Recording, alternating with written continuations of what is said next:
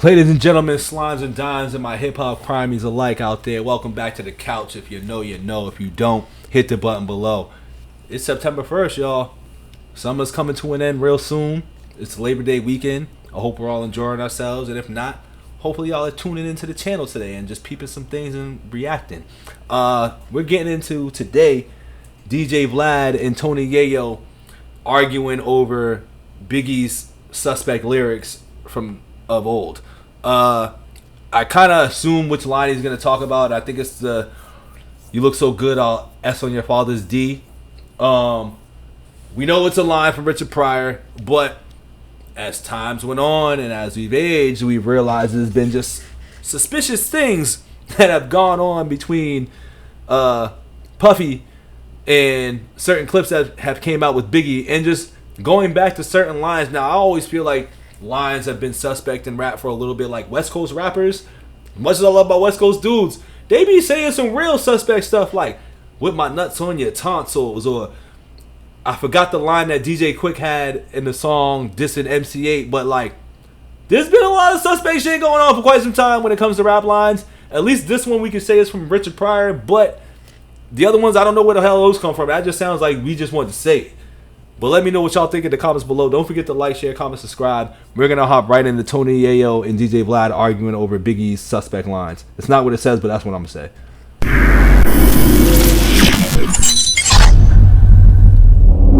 You know, 50 had a history that if you did a song with someone he had beef with, and then he has beef with you. And this happened when Ja Rule did the New York record. Fat Joe and Jadakiss jumped on the record, and suddenly he's got beef with Fat Joe and Jadakiss.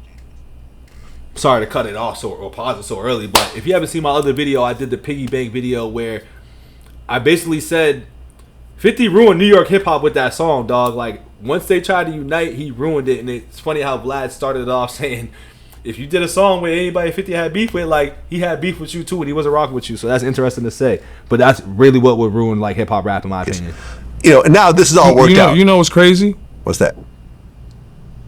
I don't even like to down New York. Fuck, it's always gonna be fuck Ja Rule though. But for life. I don't like to down New York rappers because we was just in a car, me and my homie Leak, and we was listening to niggas done started something. And we like, tough. I'm like, damn, this is Sheik, one of Sheik's best verses. Yep. And then Mace come in. What Mace said? Mace came in, beat down with aluminum. Then I'm putting two of them. And then here comes Jadakiss. Check out the kid that get coke like Sosa. No, what Styles P before Jadakiss? I forgot, but you right though. It was Kiss, then Styles. Check out the kid that get coke and like Sosa. And then Kiss came in with the verse. Then Styles, he killed it again. Hosky, you can see Gretzky, Puffin Nestle. And then DMX came. And he was like, nah. He's like, nah, DMX. And rest in peace to DMX. You know what I mean? I said some fucked up shit one time. Apologize always because he's a legend. I shouldn't even have said it. Now, DMX, he come with the verses, and I'm like, when I pause it. See, that's what I like about New York City, because like when we was out there, these are conversations I like to talk about. Hip hop, real culture shit. So we at the table, and I'm talking with a couple of celebrities. I'm not gonna say no names, and I'm like, we talking about what's the best. I think the Champ, he was saying, we was like, what's the best song that ever came out by like an athlete, like, you know, a football player, basketball player. You can't stop the rain with Biggie, dog. And I said it gotta be Shaquille O'Neal. You can't stop the rain with Biggie Smalls. Come holler at your So look, so they go. I like playing on the West Side. Yo, holla at your boy, because that song does bang, bro. Like, he's the only rapper to do a song with Biggie.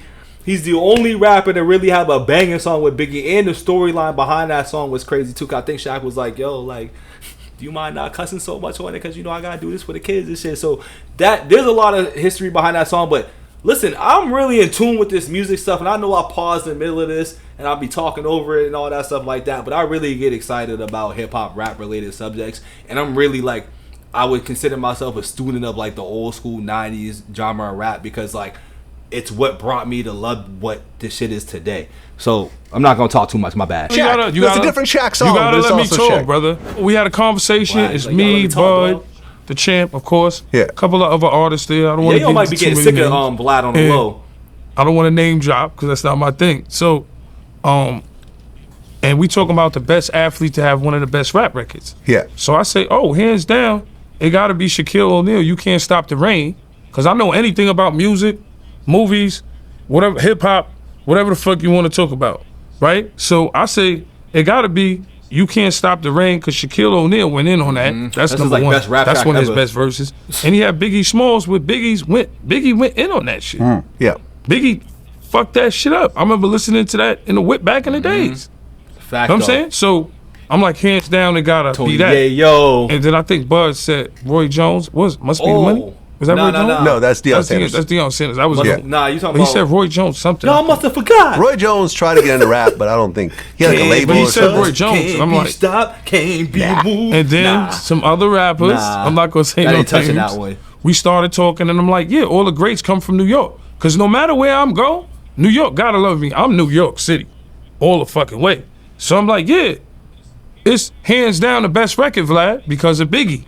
And niggas was like, not Bud. The other niggas like, why you say that? And I said, nigga, because Biggie Smalls was on it. That's the greatest rapper of all time. Who better than him, nigga? Who y'all got? I got Eminem and LL, but you know what I'm saying? Whatever state they from, I'm like, who y'all got? I got Eminem and LL. We got Biggie, nigga. Know what I'm saying? Who you got? So they go, what Biggie said, and this is the only thing, and this is what Slim Thug said too. Slim Thug, shout out to Houston. Slim Thug said this too. Biggie said, suck on your daddy dick. Yep, that's true. And I'm like, but you can't. And he also said, F him in they butt, throw him over the bridge. I know that's from some mafia shit, but still. Wipe out all how Biggie's lyrics because of that one line. And that one line came from a movie. It might sound, it was Richard Pryor, right? Look, it was Richard Pryor, of course.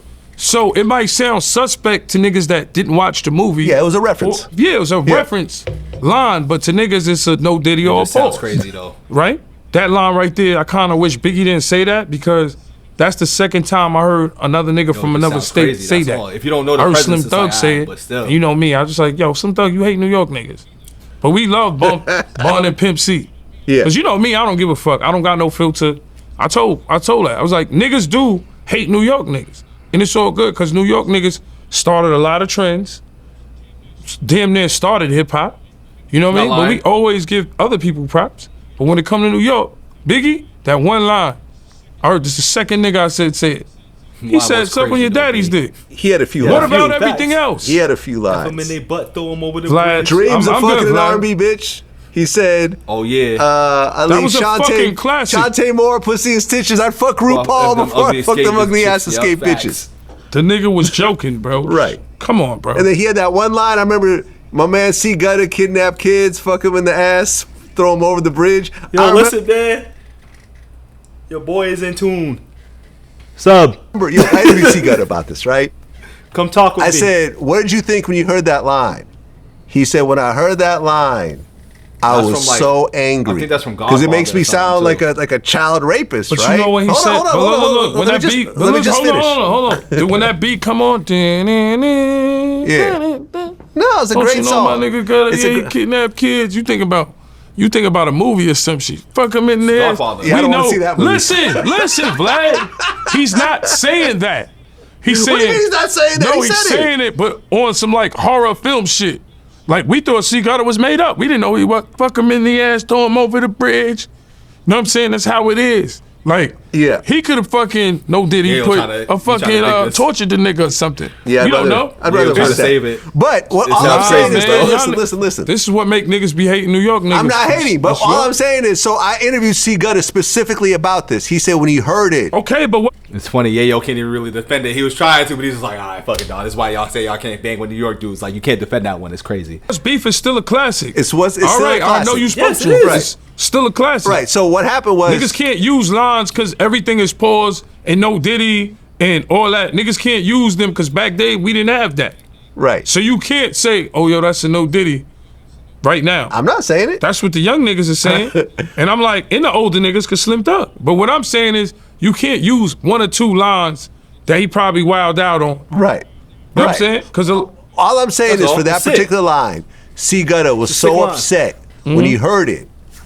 But he said the thing about like Biggie is that once he records something, no one in the world is going to make him change it. Once he lays it down and he's happy with it, nobody. So he said at the time they were roommates. Like C Gutter was living with Biggie. He said for 2 weeks they didn't speak to each other. They would walk past each other in their condo and not say anything. And then the song "What's Beef," where he said, "Don't you know that my N-word gutter fucking kidnap kids, fuck them in the ass, throw them over the bridge." Yo, he really just say that line sounds so when crazy. You first heard that, and I know it's not true. I know it's not true. But when you first heard it and you knew how big of an album this was about to be. Damn, that's his name. Did you hear it before it came out? Damn. Yeah, hell yeah. I was in the studio. Okay, so y'all in the studio. And this nigga he ain't talk to me. I ain't talked to him for like 2 weeks. Like we stayed in the same crib and we would like do everything, the same thing together, but I just wasn't speaking to him. You in the car with him every day. We eating every day. You know, we still doing everything every day, but I'm just not speaking because I was so tired. Like, yo, bro, you gonna have dudes thinking I'm a pedophile, first of all. Right. I just came home from jail. You know what I'm saying? Oh, wow. So I'm just like, I already know where dudes' minds will go. For 2 weeks. Yeah, but that was the shit. But Biggie was like, I'm not changing it. It is what it is. That made you think of like, see, the best thing about Biggie, what makes him one of the greatest, because it was storytelling. Yeah. So when you hear this shit, it was like a story. Yeah. It's like when you hear Dr. Dre and them, when they do their albums, a story. Eminem, album, story. 50 album, a story. You know, that's when motherfuckers had skits and all kinds of good shit. So when you listen to that song, it just sounded like a horror film. Yeah. Don't you know my nigga got kidnapped kid? Fuck him in the ass, throw him over the bridge. That's how it is. He just played out. Not saying C Gutter would do it. Maybe another nigga would do it. You know what I'm saying? Wouldn't do it. Not saying it was just an ill line. It was an ill line. But I never held that against. I never held that against Biggie. I didn't care. Look, niggas in Queens didn't know who C Gutter was at that point. Right. Niggas from Brooklyn knew him. Yeah. When I hit the island, I heard he was on the island. Yo, Biggie man is wilding here. Right. He was in that shootout that happened in Hot 97. I don't know. He talked about it. He went to jail for it. I just know he was on the island and they were saying some crick niggas wilding, and it was C Gutter, and he used to chill. Shout out with Chi Ali and all that. That's all I remember. Yo, shout out Tony Yayo. Oh, nigga, do you? You know what I'm saying? Me personally, I've been a Yayo fan since he was on that Tainted song. I believe it was off of one of G Unit's mixtapes, and the song goes like, she says she love it, she like my music, she like that I'm thugging, she love G Unit. It goes something like that, and then he goes, anything goes when it comes to hoes, your feet look good. Let me, you know what I'm saying? So I really banged with Yayo. Like I think that was the first time I actually heard Yayo on a track, because I'm aging myself again, but I borrowed my man's CD to, like, you know, listen to some shit pre-basketball game, and like that was one of the songs that I fell in love with that song ever since, because like it's from an old school song, which I want to say it's Q-Tip's old group, and I'm just drawing a blank. A Tribe Called Quest, I want to say that's like the beat and the sample is from that song, but I don't think the song's actually called Tainted. Somebody in the comments let me know if you know what I'm talking about. Give me the correct name of the song. I just don't have it in front of me. I can't remember, but honestly, at the end of the day, man, Biggie had those suspect lines. I mean, Yayo defended it pretty well. He's being a New York guy. He's got to stand for his guy, and I think that's his GOAT from how I feel like I've seen Tony Yayo interviews in the past. Like, he stood on Biggie's the GOAT, and like he's one of the greatest rappers of all time. Like, he's not in my top. He's in my top 5, but he's not in my top though. Like, I got M and L. That's my top 2. Like, we're gonna put this out there in the channel right now. If we're gonna start these lists, I know T.I. came out with his list, but Eminem and L in my 1 and my 2. I don't even care anymore. But those lines are suspect as hell. I don't care how Yayo tried to defend them or anything. Those lines are definitely suspect as shit. I probably found out that was from a Richard Pryor movie probably like 6 years ago. But prior to that, I never really understood why he said that. And it always just sounded funny, so it still sounds funny to this day. That's not one of those lines that I repeat or recite when I'm listening to that song. And I believe that's Me and My Bitch.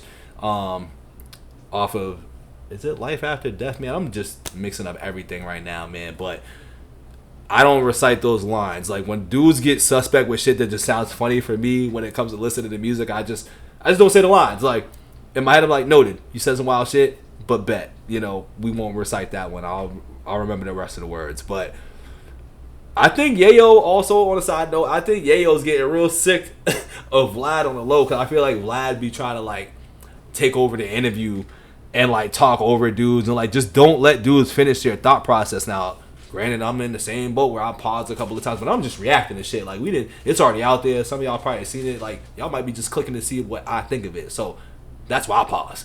But from observation, dog, Vlad really don't be letting dudes talk. And it's funny how like they had to do that cut and edit because Yayo was like, yo, bro, you gotta let a brother finish, dog. Like, Yayo a real dude for that, man. Listen, Yayo, you might not see this because I'm just a little old Bito, but like at the end of the day, like I bang with you, bro. I've been rocking with you since like those mixtapes that I don't even think I even know the names of the songs. Wow, I don't even know the name of the fucking albums to and mixtapes and shit. But like I've been rocking since before you was on this type of time. Cause I always be like, yo, who's Yayo? Who's this dude? So shout out Yayo. I'm glad that he's on the platform doing what he do because he's always speaking some real stuff and like he's the definition of like a true friend too. You know what I'm saying? Like despite 50. And him having like little funny things going on in between where people was questioning because you know the internet always does the internet job, but like you can tell that like they're really genuinely friends, and that's what brothers and friends go through is just some shit sometimes. So it is what it is, and I know they just went on a tour, so like I'm not saying that they had beef or anything like that, but I know that they went through some things, and when the whole unit split, they tried to make it seem like Yayo and 50 weren't friends, and clearly they are. But I'm not gonna rant too much, man.